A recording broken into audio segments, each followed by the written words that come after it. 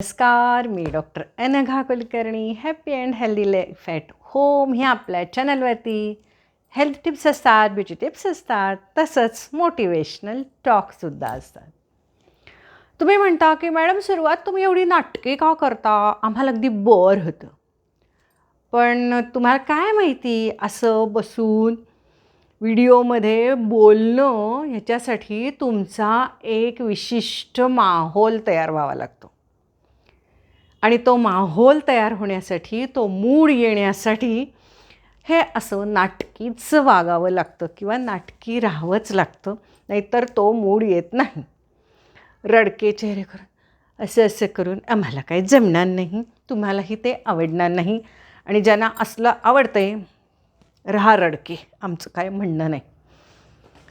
स्वभाव असतो एखाद्याचा रडका.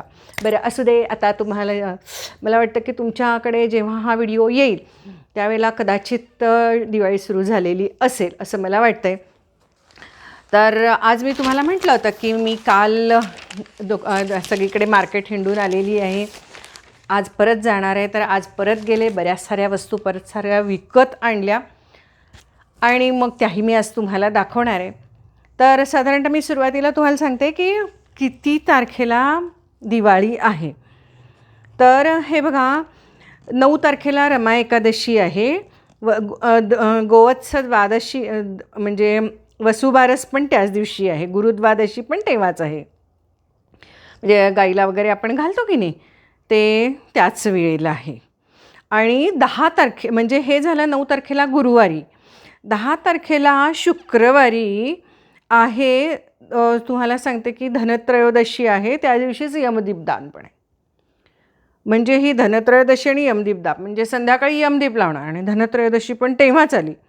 खरं तर ती शनिवारी यायला पाहिजे होती 11 तारखेला, पण ती 11 तारखेला येत नाही आहे, तर ती शनिवारीच येते आहे, शुक्रवारीच येते आहे. म्हणजे त्यांनी धनत्रयोदशी आणि यमदीपदान हे दोन्ही शुक्रवारीच आहे आणि शनिवारी काहीच नाही आहे. आणि मग 12 तारखेला आहे दीपावली, म्हणजे आपली नरक चतुर्दशी, अंघोळ सकाळची.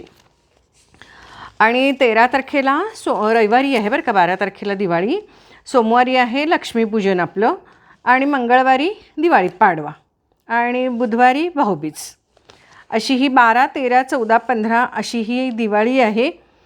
तर मग मला वाटतं की मी साधारणतः हा जो व्हिडिओ आहे ना तो 11 तारखेला लावीन, म्हणजे त्या दिवशी काहीच नाही आहे, पण 12 तारखेपासून मग दिवाळी आहे. तर मग दिवाळीच्या तुम्हाला सगळ्यांना खूप खूप खूप शुभेच्छा. आणि रोजच्या दिवसाला मी दिवाळीच्या शुभेच्छा तुम्हाला वेगवेगळ्या माझ्या ड्रेसमध्ये मी असे फोटो पोस्ट करीन आणि तुम्हाला शुभेच्छा देईनच. आणि तुम्हीसुद्धा कमेंट्समधनं सगळ्यांना शुभेच्छा द्या, म्हणजे मलाच नाही तर आपल्या संपूर्ण व्ह्युअर्सना, सबस्क्रायबर्सना, चॅनलवरच्या सगळ्यांना तुम्ही शुभेच्छा द्या बरं का. तर मी तुम्हाला काय सांगणार होते, हे असं नाटकीच बोलणं असणार, कारण की मला आवडतं, त्याशिवाय मला हा व्हिडिओचा मूड येत नाही. तर मला परत परत काही म्हणू नका, म्हणायचं असलं तर म्हणू शकता. बरं, मी आज काय खरेदी केली तुम्हाला सांगते. काल मी तुम्हाला सांगितलं होतं की मी त्या एका माणसाला सांगितलं आहे की मी नक्की उद्या येते आणि तुझ्याकडनं घेऊन जाते म्हणून. तर तुम्हाला सांगते त्या तो माणूस आज त्या ठिकाणी होता, आणि मी गेल्या गेल्या त्यानं मला ओळखलं. कुठली काय माणसं ही असतात तुम्हाला सांगते, कुठली तरी खेडेगावातनं आलेली व्यवसाय करण्यासाठी. आणि तो म्हटला अहो मॅडम, अहो मॅडम. आणि मग त्यानं लगेचच मी हे आणलो आहे बघा तुमच्यासाठी, तुम्हाला किती देऊ किती देऊ. तर मी ह्या अशा पद्धतीच्या ह्याला घंटी आहेत याला खाली बरं का. बरं, हे नुसतीच घंटी नाही आहे, तर हे असं लाईट दिसतो आहे तुम्हाला, हा बघा, हा बघा, हा लाईट, ह्याच्यात असा लाईट आहे. तर ह्या लाईटच्या अशा ज्या ह्या माळा आहेत, ह्या माळा मला 100ला 2 अशा त्यानं दिल्या. तर मी ह्या अशा बऱ्याच साऱ्या घेऊन आले, बऱ्याच साऱ्या.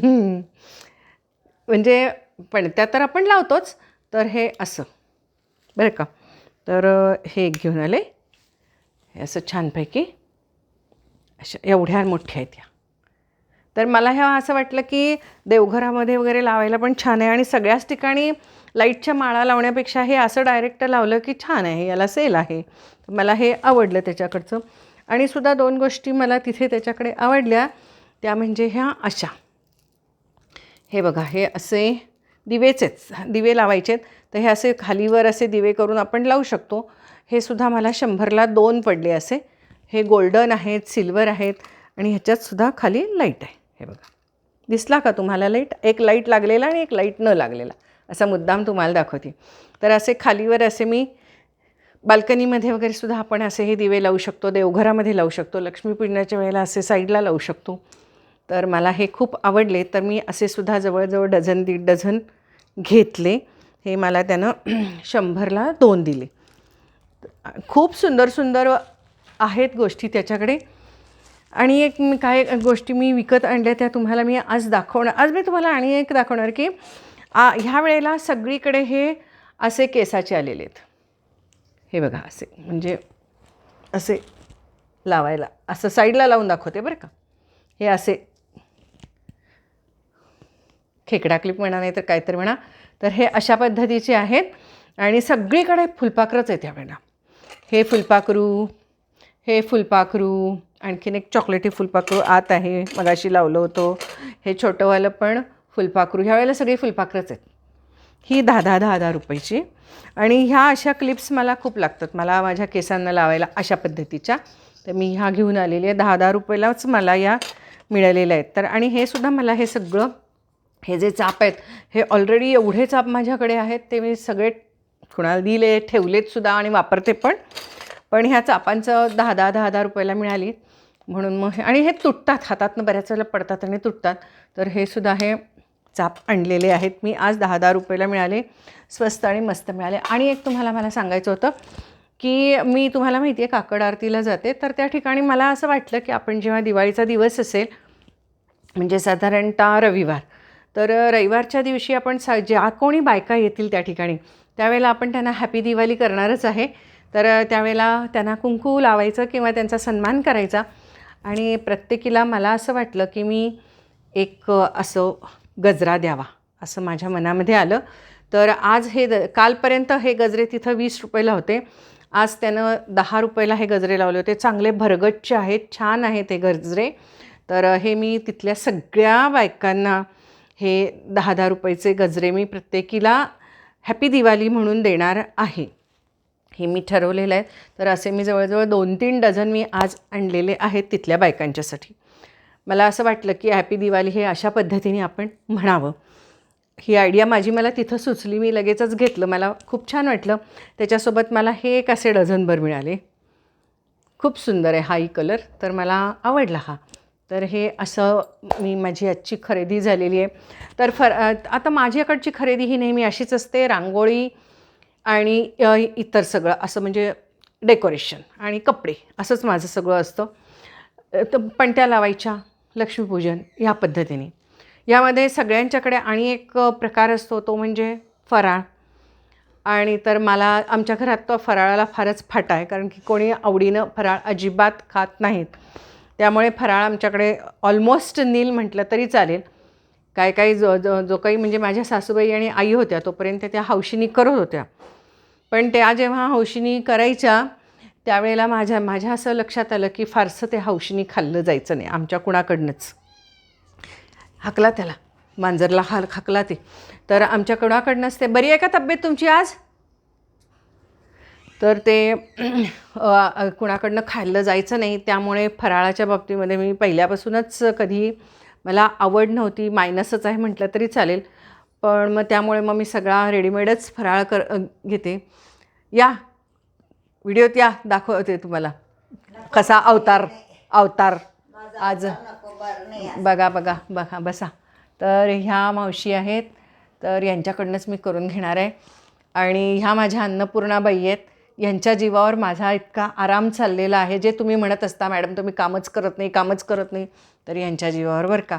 तर ह्या खरोखर म्हणजे आपले ऋणानुबंध असतात म्हणूनच आपल्याला ही अशी माणसं मिळतात, नाहीतर आपल्याला ही अशी माणसं कधीही मिळत नाहीत.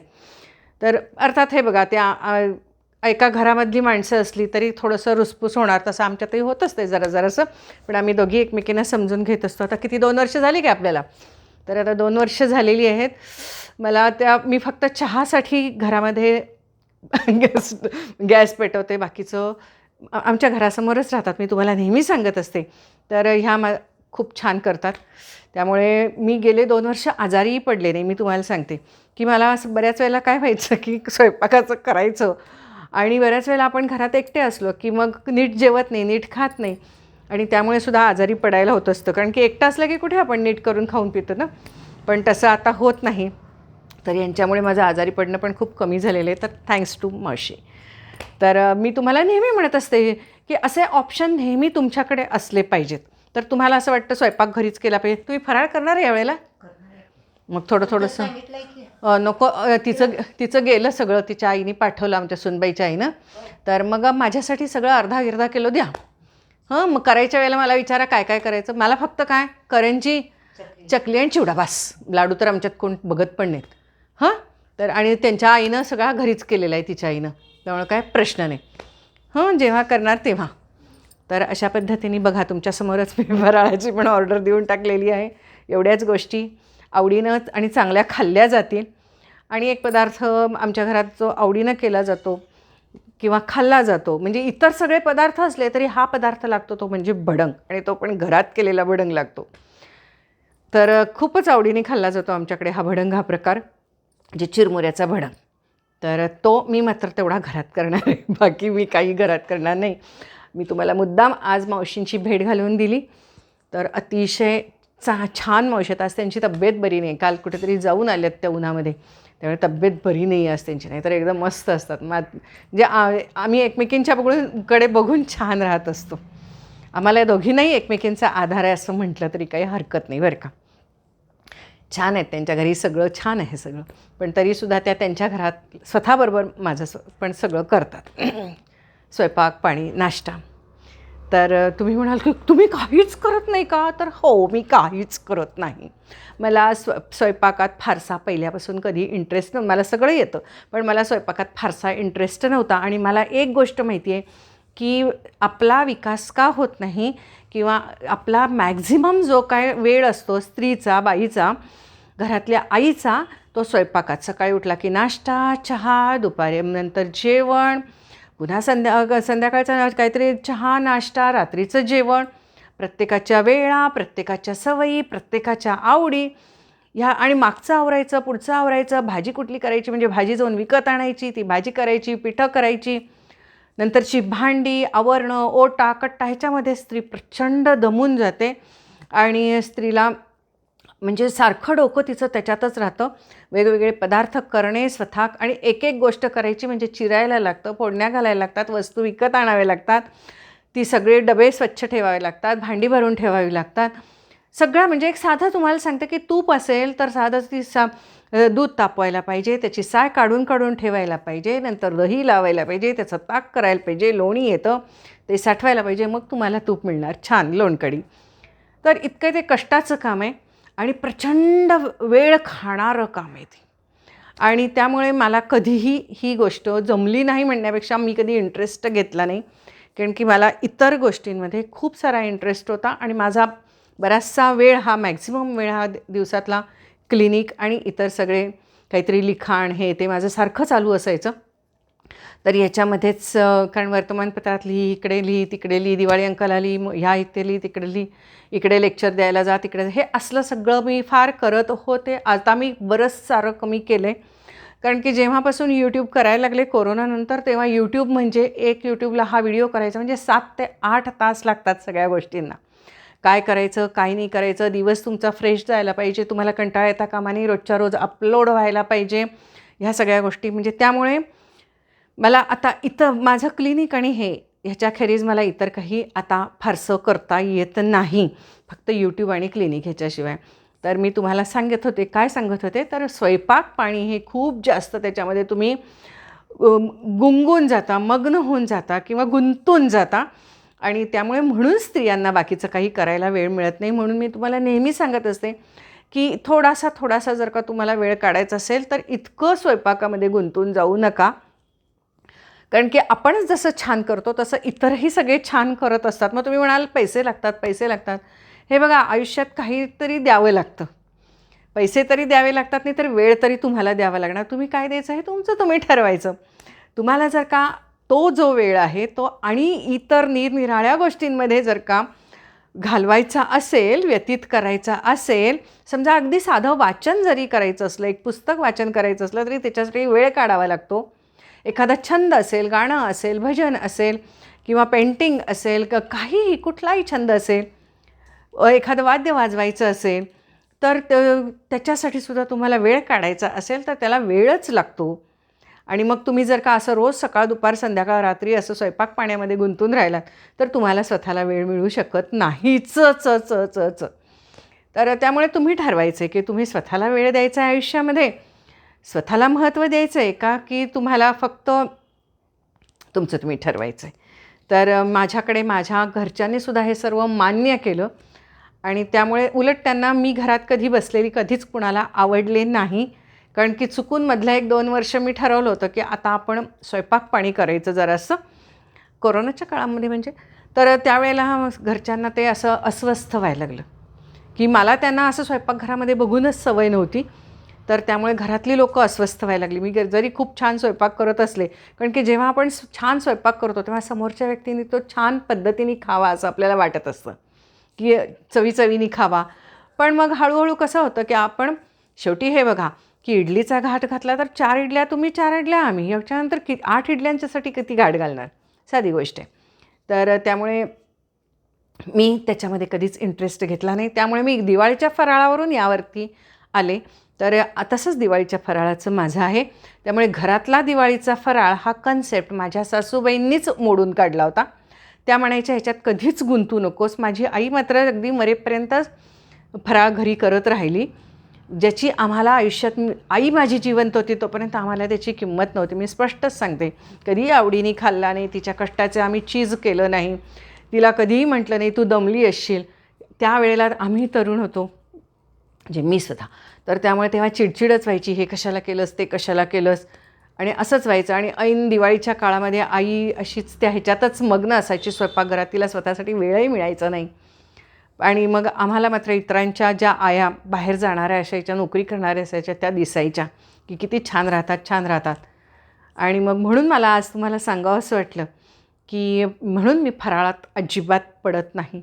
आणि जेव्हा तुमच्या मनामध्ये इच्छा असते किंवा तुमचंही मन छान असतं आणि तुम्ही जेव्हा तुमच्यासाठी असे मदतनीस उभे करता तेव्हा त्यांनाही आपली मदत होते आणि आपल्यालाही त्यांची मदत होत असते. आणि मी नेहमीच म्हणत असते, देव जेव्हा आपल्याला देत असतो तेव्हा आपणही लोकांना द्यायला शिकलंच पाहिजे. तुम्ही जर का ते साठवून ठेवायला लागलात तर ते कुठलीही गोष्ट खूप जास्त साठली की कुजते असं मी स्वतः म्हणत असते. तर पाणी हे नेहमी वाहतं असावं, म्हणजे ते निर्मळ आणि स्वच्छ असतं. हे माझे विचार आहेत.